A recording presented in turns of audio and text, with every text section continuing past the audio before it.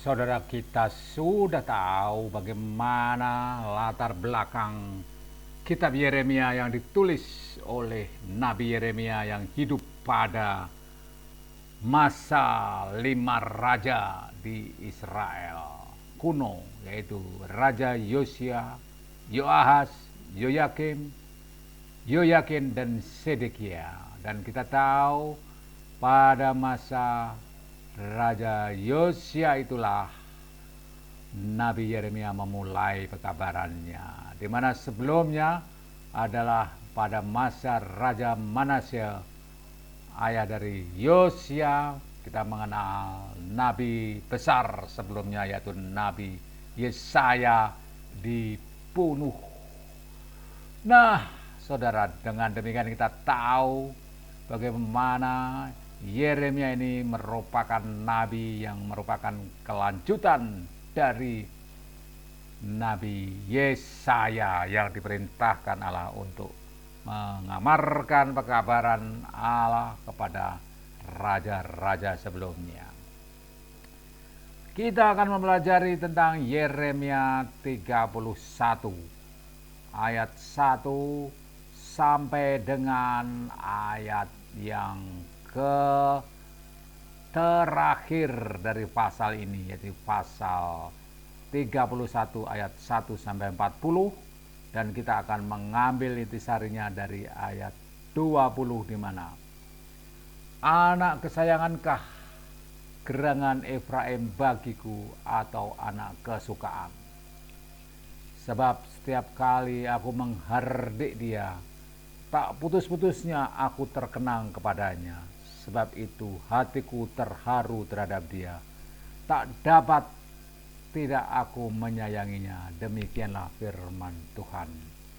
Jadi Efraim itu adalah anak dari Yusuf, di mana Yusuf mempunyai 2 anak, Manasye dan Efraim, di mana dalam masa Yusuf itu Efraim juga seperti nenek moyangnya, yaitu Yakub dan Esau. Esau merupakan anak sulung, tetapi kemudian hak kesulungannya dimiliki oleh Yakub.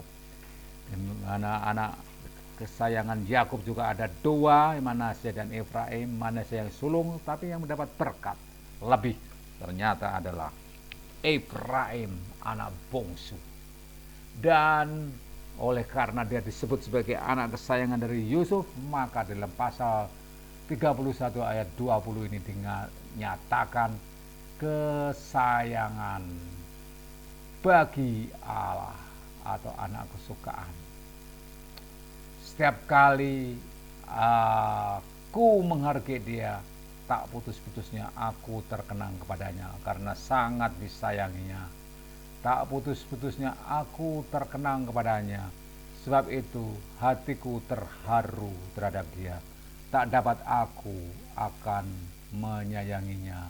Demikianlah firman Tuhan, di mana kita tahu latar belakang pasal 30 ini adalah sebuah pernyataan Yeremia kepada bangsa Israel, kerajaan Yehuda, pada saat mereka di dalam masa-masa sulit melawan bangsa-bangsa asing. Dan di sini yaitu Nabi Yeremia mengingatkan raja-raja itu untuk selalu setia kepada Tuhan, di mana kita mengetahui beberapa poin yang terjadi di sini adalah Nabi Yeremia dan menghadapi nabi-nabi palsu. Tindakan Nabi Yeremia mengingatkan bangsa Yehuda untuk siap menghadapi pengadilan Tuhan. Persekongkolan manusia tidak dapat mengubah rencana Tuhan. Nah, kita tahu latar belakang kitab Yeremia 31 itu tidak dapat dilepaskan dari kondisi semacam ini, di mana bangsa Israel di kerajaan Yehuda mempunyai tantangan berat dengan melawan bangsa-bangsa asing. Mereka juga harus menghadapi nabi-nabi palsu. Disinilah saudara-saudara sebuah tantangan bagi kita untuk terus menyatakan pekabaran ini yang dapat kita ambil hikmahnya pada masa ini, di mana Yeremia 31 ayat 10-14 mempunyai konteks khusus. Konteksnya apakah itu, saudara-saudara? Di sini dikatakan Yeremia 31 ayat 10-14 mengatakan demikian. Dengarlah firman Tuhan, hai bangsa-bangsa, beritahukanlah itu di tanah-tanah pesisir yang jauh, katakanlah, Dia yang telah menyerahkan Israel akan mengumpulkannya kembali dan menjaganya seperti gembala terhadap kawanan dombanya. Sebab Tuhan telah membebaskan Yakub, telah menebusnya dari tangan orang yang lebih kuat daripadanya. Mereka akan datang bersorak-sorai di atas bukit Sion, muka mereka akan berseri-seri karena kebajikan Tuhan, karena gandum, anggur dan minyak, karena anak-anak kambing domba dan lembu sapi. Hidup mereka akan seperti taman yang diairi baik-baik. Mereka tidak akan kembali lagi merana. Pada waktu itu anak-anak dara akan bersukaria menari beramai-ramai.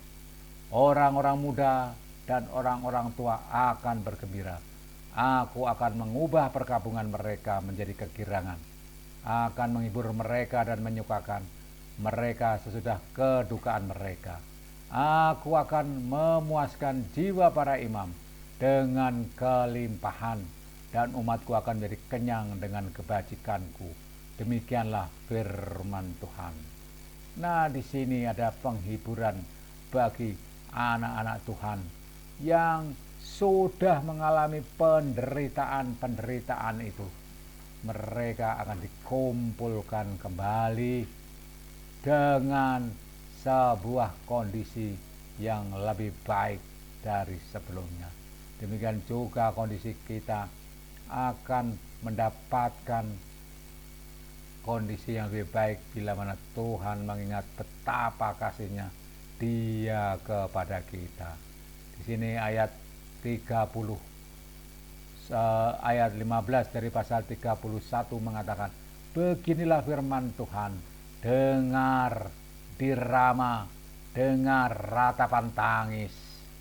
Nah, di sini pada saat itu di Rama terdapat sebuah ratapan tangis yang tidak dapat digambarkan betapa sedihnya.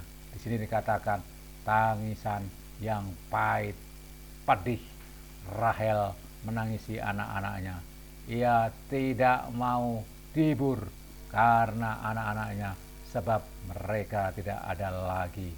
Dimana kita tahu pada saat pembuangan Yusuf oleh saudara-saudaranya sampai dia dijual ke orang Arab, lantas dibawa ke tanah Mesir. Di situ Yusuf merupakan anak dari Rahel, dan karena anak-anaknya diperlakukan seperti itu, Rahel istri Yakub itu menangis sangat sedih. Lantas difirmankan oleh Tuhan, beginilah firman Tuhan, jagalah suaramu dari menangis dan matamu dari mencucurkan air mata, sebab untuk jerih payamu ada ganjaran. Demikianlah firman Tuhan, mereka akan kembali dari negeri musuh. Nah, itulah saudara-saudara, Yusuf akhirnya kembali dari tangan musuh, dan dia bahkan menjadi penguasa di Mesir, orang kedua sesudah Fir'aun, dan dia dapat mengangkat derajat saudara-saudaranya dan Yakub orang tuanya. Masih ada harapan untuk hari depanmu. Demikianlah firman Tuhan, anak-anak akan kembali ke daerah mereka. Telah kudengar sungguh-sungguh Efraim meratap, engkau telah menghajar aku dan aku telah menerima hajaran seperti anak lembu yang tidak terlatih, supaya aku berbalik, sebab engkaulah Tuhan Allahku. Sungguh sesudah aku berbalik, aku menyesal, dan sesudah aku tahu akan diriku, aku menepuk pinggang sebagai tanda berkabung. Aku merasa malu dan bernoda sebab aku menanggung aib masa mudaku. Anak-anak kesayangankah gerangan Efraim bagiku, atau anak kesukaan?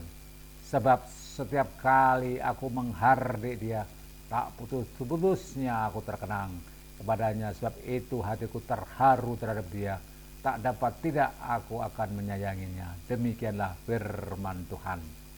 Dirikanlah bagimu rambu-rambu jalan, pasanglah bagimu tanda-tanda jalan, perhatikanlah jalan raya baik-baik, yakni jalan yang telah kau tempuh. Kembalilah hai anak darah Israel, kembalilah ke kota-kotamu. Berapa lama lagi engkau mundur maju, hai anak-anak perempuan yang tidak taat? Sebab Tuhan menciptakan sesuatu yang baru di negeri, perempuan merangkul laki-laki. Beginilah firman Tuhan semesta alam, Allah orang Israel. Orang akan mengucapkan perkataan ini lagi di tanah Yehuda dan di kota-kotanya apabila aku telah memulihkan keadaan mereka. Tuhan kiranya memberkati engkau, hai tempat kediaman kebenaran, hai gunung yang kudus.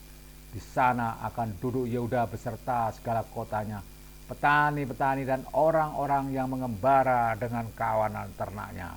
Nah, saudara-saudara, ayat-ayat ini sungguh sangat berarti bagi kita, di mana kondisi yang diceritakan oleh Yeremia di dalam kitab Yeremia ini mempunyai sifat-sifat yang menunjukkan bagaimana kondisi raja-raja di Yehuda pada saat itu. Di sana ada nubuatan tentang pemulihan ketika terjadi pembalikan iman. Orang yang sudah melawan Tuhan akhirnya berbalik kembali kepada Tuhan, di mana ada janji tentang perjanjian baru dan ilustrasi iman, seperti yang kita baca di dalam kitab Yeremia itu tadi. Oleh karena begitu kasihnya Allah kepada umatnya, dan ini adalah di konteks kitab Yeremia adalah di kerajaan Yehuda, orang Israel, mereka akhirnya dicintai kembali oleh Tuhan.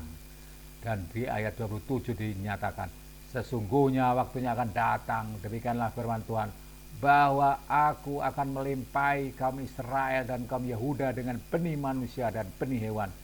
Maka seperti tadinya aku berjaga-jaga atas mereka, atau mencabut dan merobohkan, untuk meruntuhkan dan membinasakan dan menyelakakan, demikian juga aku akan berjaga-jaga atas mereka untuk membangun dan menanam. Demikianlah firman Tuhan. Dan pada waktu itu orang tidak akan berkata lagi, ayah-ayah makan buah mentah dan gigi anak-anaknya menjadi ngilu, melainkan setiap orang akan mati karena kesalahannya sendiri. Setiap manusia yang makan buah mentah, giginya sendiri menjadi ngilu. Sesungguhnya akan datang waktunya, demikianlah firman Tuhan, aku akan mengadakan perjanjian baru dengan kaum Israel dan kaum Yehuda, bukan seperti perjanjian yang telah kuadakan dengan nenek moyang mereka pada waktu aku memegang tangan mereka untuk membawa mereka keluar dari tanah Mesir. Perjanjianku itu telah mereka ingkari, meskipun aku menjadi Tuhan yang berkuasa atas mereka. Demikianlah firman Tuhan. Tetapi beginilah perjanjian yang kuadakan dengan kaum Israel sesudah waktu itu. Demikianlah firman Tuhan, aku akan menaruh Tauratku dalam batin mereka dan menuliskannya dalam hati mereka. Maka aku akan menjadi Allah mereka dan mereka akan menjadi umatku. Dan tidak usah lagi orang mengajar sesamanya atau mengajar saudaranya dengan mengatakan, Kenalah Tuhan, sebab mereka semua besar kecil akan mengenal Aku. Demikianlah firman Tuhan, sebab Aku akan mengampuni kesalahan mereka dan tidak lagi mengingat dosa mereka. Beginilah firman Tuhan yang memberi matahari untuk menerangi siang, yang menentukan bulan dan bintang-bintang untuk menerangi malam, yang mengharu biru laut sehingga gelombang-gelombangnya Tuhan semesta alam namanya. Sesungguhnya seperti ketetapan ini tidak akan beralih dari hadapanku. Demikianlah firman Tuhan. Demikianlah Israel juga tidak akan berhenti menjadi bangsa di hadapanku untuk sepanjang waktu. Beginilah firman Tuhan, sesungguhnya seperti langit di atas tidak terukur dan dasar-dasar bumi di bawah tidak terselidiki, demikianlah juga Aku tidak akan menolak segala keturunan Israel karena segala apa yang dilakukan mereka. Demikianlah firman Tuhan. Sesungguhnya waktunya akan datang, demikianlah firman Tuhan, bahwa kota itu akan dibangun kembali bagi Tuhan dari menara Hananel sampai pintu gerbang sudut. Kemudian tali pengukur itu akan merentang terus sampai ke Bukit Gareb, lalu membelok ke Goa. Dan segenap lembah itu dengan mayat-mayat dan abu korbannya, dan segenap tanah di tepi sungai Kidron sampai ke sudut pintu gerbang kuda ke arah timur akan menjadi kudus bagi Tuhan. Orang tidak akan meruntuhkan dan merobohkan lagi di sana untuk selama-lamanya. Nah, penekanan di sini adalah ada perjanjian baru antara Tuhan dengan orang Israel, bahwa firman Tuhan itu akan ditaruh di dalam hati setiap orang, dan disitulah dinyatakan dalam perjanjian baru itu adalah Roh Kudus yang ada dalam setiap orang yang menerima Yesus sebagai Tuhan dan Juru Selamat. Dia akan mengingatkan orang akan apa yang diajarkan Tuhan Yesus kepadanya. Dan selanjutnya ada harapan untuk bumi baru, yaitu surga, di mana tempat bertemunya Allah Tuhan Yesus dengan umat-umatnya yang sudah mempercayainya, dan juga pada umat yang ditinggalkannya ketika 3 tahun lamanya Tuhan Yesus melayani umat di atas muka bumi ini. Demikian, begitu besar kasih Allah akan isi dunia ini, sehingga dikaruniakanlah anaknya yang tunggal itu, supaya barang siapa yang percaya kepadanya tidak binasa, melainkan beroleh hidup yang kekal. Sesungguhnya sudah dinubuatkan oleh Nabi Yeremia jauh sebelum kejadian itu terjadi. Di dalam Yeremia 31 ayat 20 dinyatakan luasnya pemulihan Allah akan umatnya. Kemudian ada perjanjian baru dan ilustrasi iman. Yeremia 31 ayat 27 sampai 40. Nah, di sini saudara-saudara ada janji-janji yang diberikan oleh Tuhan, dan ini diamaratkan oleh Nabi besar Yeremia, di mana Nabi ini melanjutkan tugas untuk para raja di Yehuda, melanjutkan tugas Nabi besar Yesaya yang dibunuh pada masa Raja Manasye. Kemudian pada Raja Yosia, Yeremia hadir sampai akhirnya melayani 5 raja. Dia lahir pada zaman Raja Manasye, tetapi melayani mulai pada zaman Yosia, disusul raja-raja selanjutnya sampai Raja Yehuda yang terakhir, yaitu Raja Sedekia, di mana firman yang disampaikan oleh Nabi ini ada nubuat tentang penghukuman, ada kemurtatan Yehuda dan yang disengaja dan kehancuran yang mendatang, kebodohan dan kemunafikan religius Yehuda, ketidaksetiaan Yehuda kepada perjanjian, hukuman dinubuatkan, syafaat dan kesepian dosa-dosa Yehuda, lantas perumpamaan, nubuat dan ratapan. Perumpamaan yang bersifat nubuat dan ratapan, lantas penghukuman raja-raja jahat, nabi-nabi palsu dan Yehuda yang bobrok, lantas bangsa Israel di kerajaan Yehuda ditawan di Babel yang sudah diamanatkan di zaman Nabi Yeremia, dan Nabi Yeremia mengalami itu semua sendiri. Namun demikian tetap ada kasih Tuhan kepada mereka atas kejahatan mereka. Semuanya tidak mengurangi kasih Tuhan pada mereka, sehingga di situ sudah dilihat oleh Nabi Yeremia tentang pemulihan mereka. Ditulis berbagai nubuat tentang pemulihan, di mana ada luasnya pemulihan Allah akan umatnya, lantas janji tentang perjanjian baru dan ilustrasi iman, lantas tunas keadilan bagi Daud. Nah, dan selanjutnya masih ada beberapa poin lagi.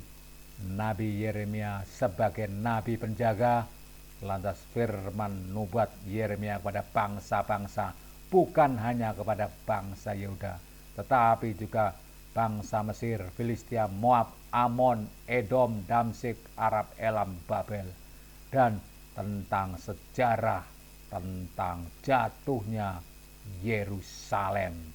Semuanya diamarkan dari situ, dan kita dikuatkan di sini dengan firman tentang adanya kasih yang tidak berkesudahan, di mana itu merupakan betapa luasnya pemulihan Allah akan umatnya yang betul-betul dikasihinya.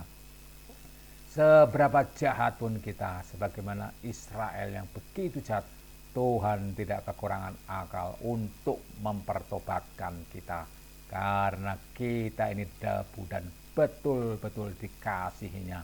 Dan oleh karena kasih penyertaannya itu, kita dipulihkan dan diberi tentang perjanjian baru, di mana kejatuhan kita itu dapat dicegah dengan adanya Roh Kudus di dalam hati kita, seperti difirmankan di dalam Yeremia 31 ayat 20 tadi, yang menyatakan adanya Roh Kudus di dalam diri setiap orang yang percaya, di mana di situ ada Roh Kudus, ada Taurat di dalam diri kita. Di dalam tepatnya ayat 20 tadi menyatakan tentang anak kesayangan yang sangat disayanginya, dan oleh karena meskipun selalu dihardik, Tuhan selalu mengingatnya. Dan untuk anak kesayangan ini dianalogkan dengan Efraim, yaitu anak kesayangan dari Yusuf. Di situ kepada anak yang ini diberikan firman Tuhan, di mana dinyatakan sesungguhnya waktunya akan datang, demikianlah firman Tuhan, di mana aku akan melimpahi kaum Israel dan kaum Yehuda dengan benih manusia dan benih hewan. Dan dinyatakan adanya suatu perjanjian baru di ayat 33 dari pasal 31. Beginilah perjanjian yang kuadakan dengan kaum Israel sesudah waktu itu. Demikianlah firman Tuhan. Aku akan menaruh Tauratku dalam batin mereka dan menuliskannya dalam hati mereka. Maka aku akan menjadi Allah mereka, dan mereka akan menjadi umatku. Demikian janji ini sungguh nyata.